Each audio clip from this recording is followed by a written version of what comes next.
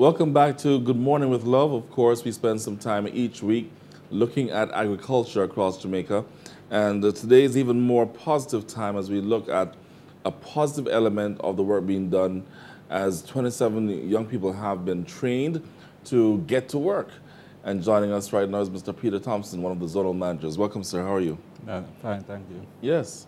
Quite a bit to talk about and to celebrate. 27 persons being certified to handle tractors and to do some work out there. Yes. Yes. We should mention first, this is a part of the government job creation program, right? Yes. That's good. Excellent. Yeah. So tell us about it. Well, the hand tractors were purchased from the Kingston Industrial Agency through funding from FAO and ALBA. Mm-hmm. ALBA is really a Venezuelan fund which we administer here in Jamaica. It's a part of Petro-Caribbean. Yes. Originally, the tractors were handed to us from KIA, having been purchased, and they were supposed to operate out in the communities, out in there, in the field. One of the things that we thought of is the whole management of these very expensive equipment. One of them costs in excess of $500,000. Mm. So we thought if we could conceptualize a program so that they can operate efficiently and at the same time create employment and generate income, then it would be a good idea. So a team of us, myself and two other works engineers from RADA, Mm-hmm. We put a proposal together and submitted the proposal to our then CEO, and he gave his blessings, and we conducted a training session at the Twickenham Park Farmers Training Centers, and we bring in the guys from the different parishes where Yes. the tractors are, and we train them, produce certificates for them of competencies, and they're ready to work. Now, these are handheld tractors. Handheld tractors, Yes. walk behind. Wow. Yes. Because when you said half $500,000 or 500,000, like 500,000, but then when I look back at my notes, they're handheld. Yes. Motorized, have two wheels and they have gears. Yes. And all you have to do is put it in gear, walk behind the attachment, the plow or the digger or whatever is attached, Yes. and you walk behind and it does the work. Wow. It's amazing. And this is now something that's going to be working across Jamaica? Yes, we have had them in 13 parishes, at least one per parish. Some of the parishes have maybe 2 or 3, depending on the size. For instance, St. Elizabeth, Clarendon. And we assign them to the parishes based on the numbers out there, based on production and productivity of the parish. Yes. But you know, when this is going to be, I guess, a positive for Jeep, because, you know, in all my previous interviews, we talked about Jeep being a short-term fix, but then this doesn't sound as if it's something short-term for these guys. This seems like something continuous. Yeah, this is a long-term thing, and what we do find is that agriculture has been moving in a direction where the hoe and the fork and the machete, that's an era behind. And in order to be competitive, at least be competitive in the modern world, most of your operations have to be mechanized. Yes. Yes, so the hand tractor is just the beginning of many things which we conceptualize. So we're looking for more production. We're looking for more production and the ease of land preparation for farmers, because one of the challenges that we have out there, why production probably might be so low, one of the challenges is really land preparation, because you know the cost to fork an acre of land is anywhere between $50,000 and $60,000, and most small farmers really can't afford that. So what they do is that in many of the communities, they practice day for day. So a group would move to Farmer Brown farm today, and they work and then they move to somewhere else and Okay. just to keep the momentum going.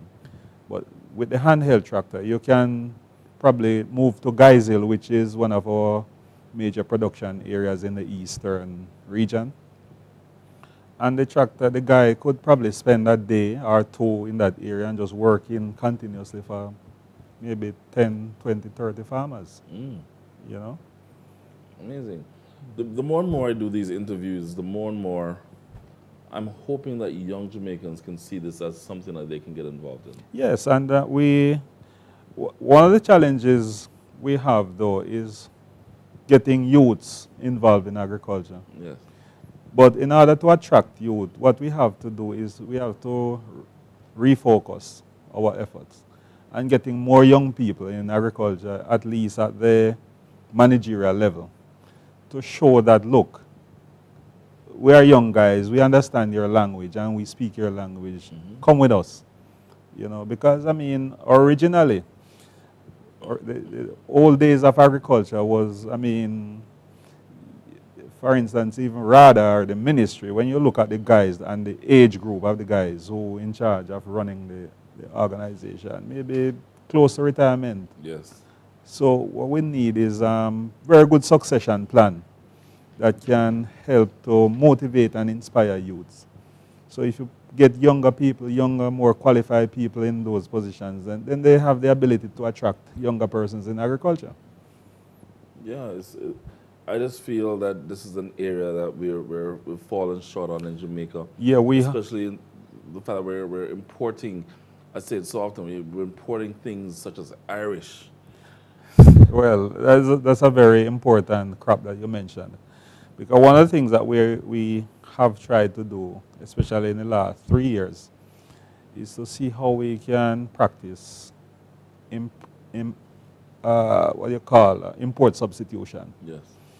And we have targeted a couple of crops which we think have winning abilities. And Irish potato and onion come to mind. We have been importing these crops and spending millions of US dollars. And our farmers here can produce these crops successfully. One of the challenges that we have, though, is we have to decide whether or not we are going to allow this to continue. Yes.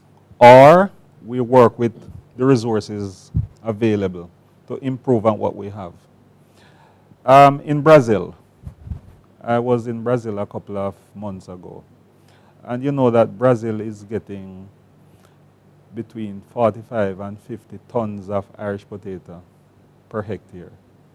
In Jamaica, we are actually struggling to produce 12 tons per hectare. Whoa. You see, they have invested heavily in science, research, and technology to improve. They have basically 2 planting seasons, the wet period and the dry period, and they have produced varieties to withstand both conditions. So we need to focus our effort on getting the research up and running, because we might have the genetic stock, but we need to do modification to these stock. Some people will say, boy, the genetically modified food and so forth. But the way the world is going now, you have to be competitive and productive. Yeah, because that leads me to a question which we probably didn't mean to ask you, because I know you're here to talk about the employment of these 27. But when you think about farming and you think about produce, you know, if I go to a store, and I think this all comes down to how we market our Jamaican produce. Right. So if I go to a store and I'm getting an onion this big, Right. and because my kids love the red onions too, because Right. we do a lot of Italian cooking and stuff. So I get an onion this big, whether red or white or yellow, compared to a little small one. Well, for me personally, having lived abroad, I was having to pick up the big one. Now that I'm back home, I go down to the market and I buy what they have, and they're obviously smaller, but to me, I feel safer. Yeah. And I don't know what it is that the foreigners are doing that makes their things bigger, with their onions and their different things that they're planting. Is it something that we're not doing, or is it something that, is there a reason why we're not doing some of that? Or do we feel safer just going the regular route of what we're doing? Well, it depends on the variety that you plant or the varieties that have been planted in Jamaica. We have varieties, if you notice the pink or the purple onions. Yes. It's grown in Jamaica, but not as prevalent as the other varieties that we have, like the Texas early grano. The challenge that we face in production, it's general throughout. Irrigation, we have problems with irrigation. And most of our agriculture is dependent on rain-fed system. Yes. And if you have the right mix of whatever inputs needed, fertilizer, chemical, the proper weed control, and of course water, and all the other ingredients that goes into the production process, you will find that you will come out better than the average farmers. We at the ministry, and particularly in RADA, we try to encourage farmers to do what is called best practices. Yes. And those farmers who have taken on what we have to give them in terms of dissemination of knowledge and so forth, they will come out better than the average farmers. So even though you might see variety, a particular variety, and you see different sizes of the same variety, it depends on the treatment that you administer. You see, farming is a business, and you have to treat it as a business. Whatever you put in is whatever you get out. Garbage in, garbage out. If you give the full resource to it, then you will get better value. Okay, as we wrap up this interview, is there another thing on the horizon in terms of job creation within the agriculture sector that you may know about? Yes, we are looking now at the green spaces in Kingston and St. Andrew. And we are partnering with the Social Development Commission and any other agencies of rural development who want to come on board. We have met with SDC, and we have looked at some green spaces in the different communities, Jonestown, Mountain View, and some other areas. What we are doing now is meeting with the community leaders to tell them what we intend on doing and get them to buy into these programs that we are pushing. We're looking at greenhouses. We're looking at open field, small scale agriculture programs, maybe pet fish and those things. Yep. And we hope that these programs will generate the level of interest that we want to see to propel agriculture to the next level. And we hope that in short order, we'll start look some resources from different areas. We have a lot of organizations out there with funding. We just want to have groups together and for them to show the interest, and we help them to develop project documents and so forth, Okay. which we are doing now. All right, well, all the best to RADA, yourself, the programs, the G program, and others that are in stream.